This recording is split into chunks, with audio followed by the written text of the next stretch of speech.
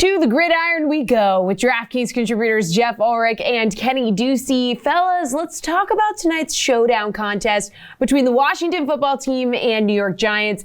So, Geoff, we're going to start off with your captain's pick. Remember, 1.5 times the salary for 1.5 times the points. Who are you putting in your captain spot? 1.5 times, it works every time. I'm putting Antonio Gibson there. Look, what are we expecting here? We've got a 40.5 point total. We've got Daniel Jones versus Taylor Heinicke. We're expecting a slow-paced, grinded-out game. Antonio Gibson, 20 carries. Look, Washington only ran about 49 plays on offense last week. Antonio Gibson took carries on 20 of them, and then he also saw 5 targets in the passing game. Washington looks like they've committed. They've put the ring on Antonio Gibson and said, you, sir, are our bell cow. And this is the type of matchup where you've got a backup quarterback starting. You've got an ugly little game where Washington really needs to win. They're probably just going to feed him all night. So it's a little bit obvious, but I don't really want to trust either of these quarterbacks. So let's put Gibson up there. And if he falls in the end zone today, it's probably going to pay off. 14,400 for him in your captain spot. Kenny, who are you going with? Daniel Jones is the most expensive guy to captain at 15,600. Yeah, Geoff makes a good point that this is really not a game that's pretty, right? You got a lot of ugly options on both sides. So what I like doing here, and I know that, the most expensive players aren't that appealing. I still like saving money at captain because I think the Washington football team defense at $8,400 is a very, very good deal here. When you talk about a skittish quarterback with fumble problems and Daniel Jones, this line is going to be giving him problems all night long. We saw even the best lines last year, Tampa Bay in the playoffs, fall to this pass rush. Montez Sweat and Chase Young are going to be all over Daniel Jones all night. When you look at what happened last week, they had a fumble recovery, an interception, 2 sacks. I think that they get more than 2 sacks here, probably 3 or 4. And you know that Daniel Jones is turnover prone. We're looking at probably a few turnovers as well. I just think that they could have a pretty good game here, get you double-digit points, and lay a really nice base. So that way you can go with some quarterbacks, some higher price options here, some guys that you know are going to be on the field and get targets. All right, so Kenny, who are you stacking with him? I'm going to stack Antonio Gibson with him. I think that Antonio Gibson, when you look at the snap count, 65% is a really, really good number. I'm not too concerned about J.D. McKissic stealing his time. And the Giants' rush defense, dating back to last year, has just been really bad. I mean, this defense in general has been bad, but I don't know if they have, the Washington football team, what it takes through the air to really gash the Giants. With Taylor Heinicke there, even though we all love Taylor Heinicke, I think that the game plan is going to call for a conservative approach. They're going to run the football a lot. And why not? Antonio Gibson looked great last week with 90 yards on 20 carries and 5 targets through the passing game. I just think that he can really bounce back, not fumble 2 times, and have a nice game against the Giants. All right, Geoff, who are you stacking with Antonio Gibson?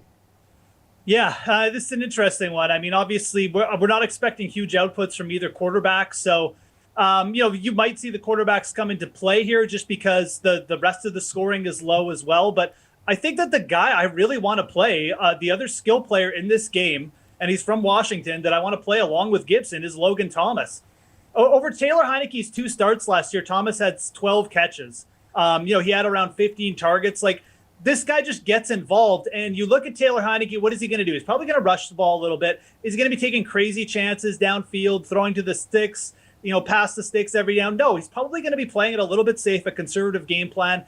That means Logan Thomas used a little bit more on shorter routes, maybe even in the red zone. I could see Gibson and Thomas being the 2 red zone options for Washington tonight and really just cleaning up all the touchdowns. So we look at this game, Washington's the favorite. We want to stack Washington more than the Giants. I think Gibson and Thomas are where you go. All right, so Geoff, you said we're not expecting a lot from either of these quarterbacks tonight, but which one do you like better if you had to take one? It's, you know what, you can kind of make a case for both. I mean, Daniel Jones, don't have him projected for many passing yards, but look, he could be passing late in this game and he runs a bit. I would still lean Taylor Heinicke. I really would. I've seen enough from Taylor Heinicke to know that I don't think there's that big a drop-off here from Ryan Fitzpatrick. It may even be an upgrade. So the thing about Heinicke, too, is, this guy is going to run the ball. I'm a firm believer that you're going to see designed run plays for Taylor Heinicke tonight. 6 for 46 in last year's playoff game against the Tampa Bay Buccaneers. And we know Daniel Jones runs it a bit more, but he's more of just I got no other options. My line's so bad, I'm going to run the ball kind of guy. And I don't think that's going to work necessarily against Washington. I like Heinicke's upside a little bit more, maybe even runs in the end zone here. So for me, it's got to be Heinicke over Daniel Jones. All right, Kenny, do you agree? Yeah, I do agree. I mean, this is a defense, Washington. I mean, why would you want to attack this Washington defense right now with Daniel Jones? Just makes no sense. And what Geoff said is true about Daniel Jones running out of the pocket and trying to get free, but he's not going to be able to escape this pass rush from Washington. I just don't think that there's going to be much there for him through the passing or through the running game, rather. He's going to get sacked a lot, and I don't think that he's going to be able to get many throws off. And I just think that when you look at Washington's offense, it's just, I think, objectively better than the Giants. They have better options to throw to in the passing game here. Darius Slayton is very talented. But after that, I mean, look at Terry McLaurin, look at Logan Thomas. Antonio Gibson has been pretty good to run up there. He's not quite at Saquon Barkley's level, but he's pretty close. He's been running the ball well. So I think that this offense is the one you want to target. And Taylor Heinicke, like Geoff said, shows that willingness to run the football. He's going against the weaker defense. And I just think he's a good quarterback. I think that what we saw against Tampa Bay last year was incredibly impressive. That was a defense that just a few games later shut down Patrick Mahomes, the toughest test in all of football. Heinicke is a guy that's going to make plays. He's not going to be afraid to throw the football. He's fearless.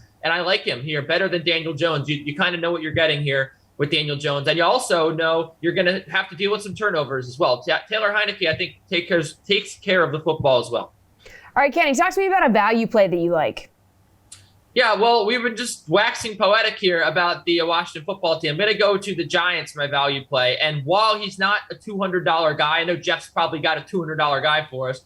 I think Kyle Rudolph at $3,200 is a really good deal. When you look at the fact that he had 2 red zone targets last year, last week, he had 5 in total. I think that Kyle Rudolph is clearly a part of this passing game. And if the Giants do manage to get down towards the red zone, he should get a look. If it's not going to be Saquon Barkley, I think it's going to be Kyle Rudolph. And a reminder out there, Evan Ingram is out once again for this game. So Rudolph should be the guy getting all the snaps for the Giants at tight end. I think if you're going bargain shopping, he's a pretty good option. All right, we're going bargain shopping. Geoff, who are you going with?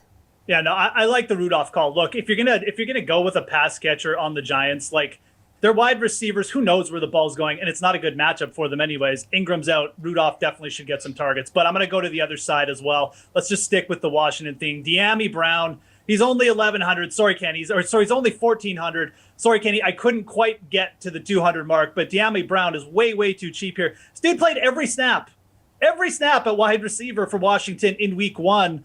Obviously, no Curtis Samuel back, but this guy averaged over 20 yards per reception in college. He's a big play receiver. We really only might need like one catch here for 40 yards or something from De'Ami Brown to pay off. We've got a low-scoring game on tap. I really like the cost per sort of risk that we're getting here with a player like this at 1,400, in this game. So De'Ami Brown definitely going to be my favorite pure value target. Just so cheap, and he'll let you fit in guys like Gibson at captain. So.